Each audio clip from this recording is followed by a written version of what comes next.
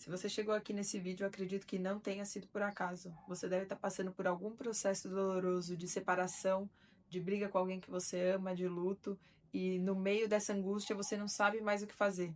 Eu já passei por isso e no momento doloroso da minha vida eu me perguntava: será que existe alguma maneira certa de sofrer para que eu possa aprender logo a lição que isso quer me ensinar?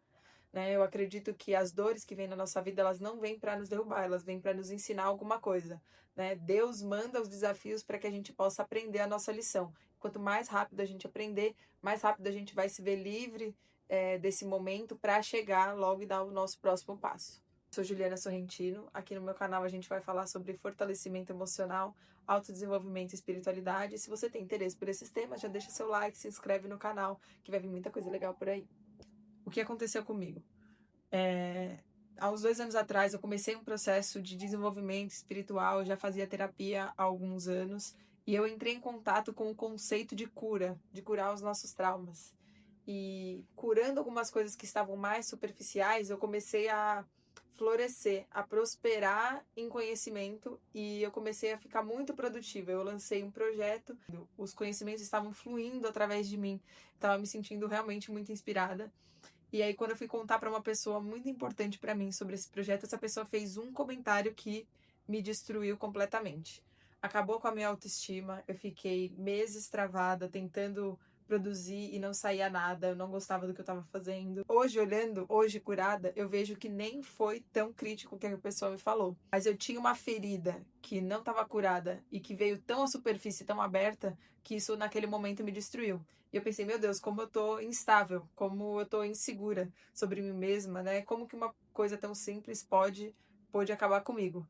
E aí, por sorte, eu já estava nesse processo de terapêutico e de desenvolvimento espiritual e eu tinha algumas ferramentas que puderam me ajudar e são essas ferramentas que eu vou te ensinar aqui. Então, a primeira coisa que você deve fazer quando você se percebe em um estado de dor é não fingir que a dor não existe. Isso é a pior coisa que você pode fazer, porque a dor, o sentimento, ele é real. Nós somos humanos e nós somos formados também pelos sentimentos. E os nossos sentimentos querem dizer alguma coisa. Eles são bons. A gente foi feito de maneira perfeita para que a gente pudesse cumprir o nosso propósito. Então, se você está sentindo uma dor, é porque tem algo aí que você precisa lidar. Quando você quer passar por cima da dor, você não pode simplesmente fazer ela deixar de existir. Então, o que a gente normalmente faz? A gente busca válvulas de escape. A gente vai querer sair, vai beber, quem fuma vai fumar. Eu, no meu caso, vou para comida. E isso faz com que a gente desenvolva processos viciosos, porque as dores, elas vêm até que a gente as processe. Se você não processa uma dor que chegou aí, você vai sempre ter que buscar essa válvula de escape. E isso vira um loop de sofrimento, e às vezes a gente nem sabe mais por que a gente está buscando aquela válvula de escape, mas é aquela dor que está enraizada lá dentro da gente, e às vezes é difícil acessar. Né? É difícil entender o que está fazendo a gente ir em busca desse alívio imediato.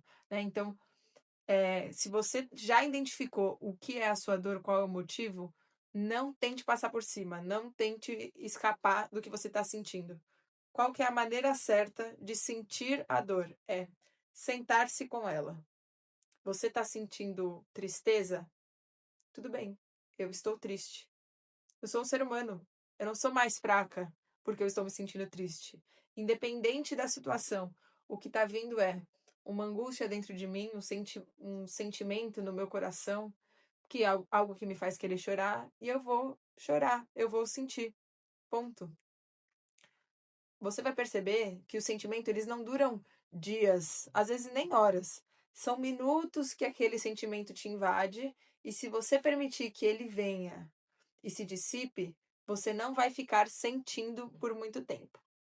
Isso me leva ao ponto 2, que é: não é porque você sente a dor que você vai se apegar ao sofrimento. Dor é uma coisa, sofrimento é outro. Vou dar um exemplo. Uma criança vai tomar uma vacina. Se você falar 2 dias antes para ela, o que vai acontecer? Ela vai ficar 2 dias sofrendo, com medo, com ansiedade, angústia, sabendo que ela vai tomar uma injeção. Sente esses processos mentais que te causam sofrimento não são a dor, de fato. Quanto tempo realmente dura entrar uma agulha numa pele? É coisa de segundos. e você transformou aquele processo doloroso em uma coisa muito maior, certo?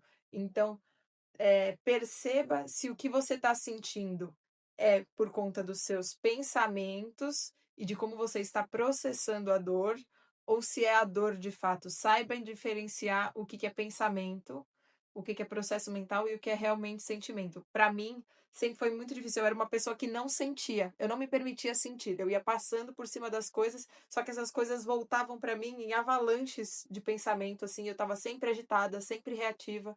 E quando eu comecei a meditar nas minhas dores também, eu comecei a conseguir separar o que é pensamento e o que é dor. O processo de meditação ajuda muito nisso. Eu sei que não são todas as pessoas que gostam ou que sabem fazer, mas eu recomendo muito que você comece. Tem um aplicativo que chama Insight Timer que eu uso e que me ajuda muito. Tem meditações rapidinhas. Esse é uma das maneiras com que você pode separar o que é dor do que é sofrimento mental. E aí, entrando no terceiro ponto, então, cuidado com os seus processos mentais. Eu vou dar um exemplo aqui. Você bateu o carro. Tem várias maneiras de você processar esse acontecimento. O acontecimento puro é um carro bateu no outro. Ninguém se machucou. Ponto. De que maneira você pode processar esse acontecimento? Eu sou uma burra. Por que eu fiz isso? Eu não presto atenção. Como eu sou inconsequente. Nananã. Você vai processar esse acontecimento através do olhar da culpa. Você pode ficar com raiva. Esse filho da mãe que parou, bateu no meu carro e não sei o quê, nananã, eu vou matar ele. Você vai processar esse acontecimento a partir da raiva. Você pode processar esse sentimento através da aceitação. Bom, o carro bateu, eu vou levantar, vou ver o que vai acontecer e vou executar o que eu tiver que executar a partir de agora. Eu vou ter que chamar o guincho, eu vou ter que falar com essa pessoa. Vocês entendem que existem alguns processos mentais que a gente cria que são responsáveis por causar mais sofrimento em cima de um acontecimento que é cru? E normalmente, quando você tem um comportamento mental típico, você passa a analisar toda a sua vida através desse tipo de processo. Eu sempre vivi na culpa. Tudo que acontecia na minha vida era culpa minha. As pessoas eram más comigo, era culpa minha. Aconteceu alguma coisa e eu vivia nessa culpa. E, assim, tudo. E quando o livro que me ensinou isso foi Poder versus Força. Eu vou falar desse livro aqui um outro dia. Quando eu percebi isso, eu falei, gente, me abriu uma cabeça e agora eu consigo escolher. Eu consigo escolher. Por mais que as minhas conexões neurais sejam mais fortes para esse tipo de caminho, eu estou conscientemente conseguindo controlar para onde eu levo os meus pensamentos. E é isso que você precisa fazer. Uma dica que eu dou também é escrever. Quando eu percebo que tá vindo uma angústia e eu identifico que o meu padrão de pensamento tá levando ela para algo que me derruba e não que me eleva, eu vou escrever para que eu possa controlar melhor como que eu estou processando aquilo. E aí a espiritualidade entra muito forte. Por quê? Enquanto eu estou escrevendo, é a minha conversa com Deus. E ter desenvolvido a minha espiritualidade trouxe para mim conceitos e entendimento de qualidades divinas, e são através dessas qualidades que hoje eu processo os meus pensamentos. Então, o que Deus ensina? É perdão, é misericórdia, é amor, entende? Se eu tiver um pensamento sobre mim mesma ou sobre o outro que estejam fora desse núcleo de qualidades divinas para ler, eu falo, isso não é divino, isso não é o caminho que eu devo seguir. O que eu devo seguir é o caminho da luz, sempre. Então, eu ter familiaridade com qual é esse caminho me ajuda a levar os meus processos mentais para lá.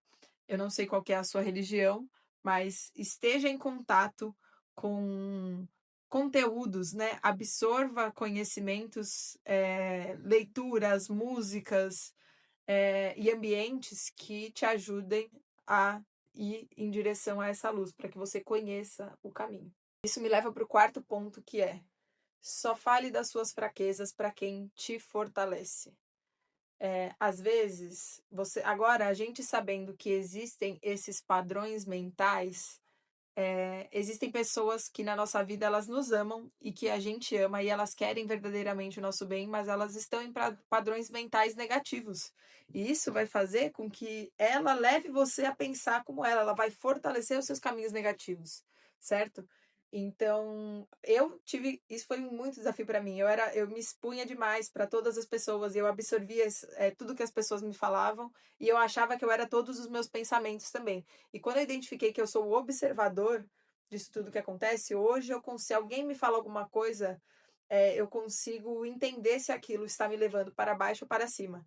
E eu sempre vou absorver e fortalecer o que me leva para cima. Mas se eu estou rodeada de pessoas que sempre estão me trazendo padrões negativos de pensamento e comportamento, naturalmente isso vai fortalecer os meus padrões, certo? Então, hoje eu me fortaleço com coisas que são mais voltadas para a espiritualidade, porque são essas coisas que eu acredito que me fortalecem. Então, os ambientes que eu frequento, as músicas que eu escuto, hoje em dia, estão mais voltadas para esse tipo de padrão. Não é que eu quis deixar minha vida para trás, é que hoje eu percebo o efeito que essas coisas têm na minha vida e que esse ambiente vai me levar a ser uma pessoa melhor e vai me dar ferramentas para eu passar pelos meus processos dolorosos que vão vir independente do que aconteça. E aí, no quinto ponto, no momento em que você se sentir forte o suficiente, toda a sua energia deve ser utilizada para o seu desenvolvimento, certo? E não de uma maneira egoísta. O seu desenvolvimento pode ser ajudar alguém, pode ser aprender algo que vai ajudar outras pessoas, pode ser fazer um trabalho voluntário, mas a sua energia não deve ser em mudar o outro, mudar a situação, analisar o outro e a situação e o que você precisa fazer para manipular isso. Não, a sua energia deve estar em se desenvolver, em ser uma personalidade tão forte que você tem força suficiente para passar por cima das situações como quer que elas sejam, porque a gente não controla o outro, a gente só controla nós mesmos. Será que não tem alguma coisa que eu possa me desenvolver, uma habilidade nova que eu possa aprender? Como eu posso ficar mais bonita? Aprender a me maquiar, arrumar meu cabelo, me vestir melhor. Então, presta atenção nos conteúdos que você está buscando, nas coisas que você está consumindo, se não estão te levando também a gastar a sua energia e tentar mudar uma realidade que não te compete. Então, enquanto a dor vier, sinta ela. No momento em que você se sentir forte o suficiente, vá buscar o seu autodesenvolvimento, porque se desenvolver é o que de melhor você pode fazer pelas pessoas que estão ao seu redor e as pessoas que você ama, certo? Quando você sobe a sua frequência e sobe o seu nível, você também colabora para que as pessoas ao seu redor subam, certo? Então, esse é o nosso papel aqui, nos desenvolver como seres humanos melhores e mais conectados ao divino. E eu espero que esse vídeo tenha te ajudado de alguma maneira. Deixe seu comentário, me diz o que você achou, se vocês querem mais conteúdos desse tipo. Vou começar a compartilhar talvez a cada 2 semanas e a gente vai se falando, tá bom? Muito obrigada, um beijo, até mais.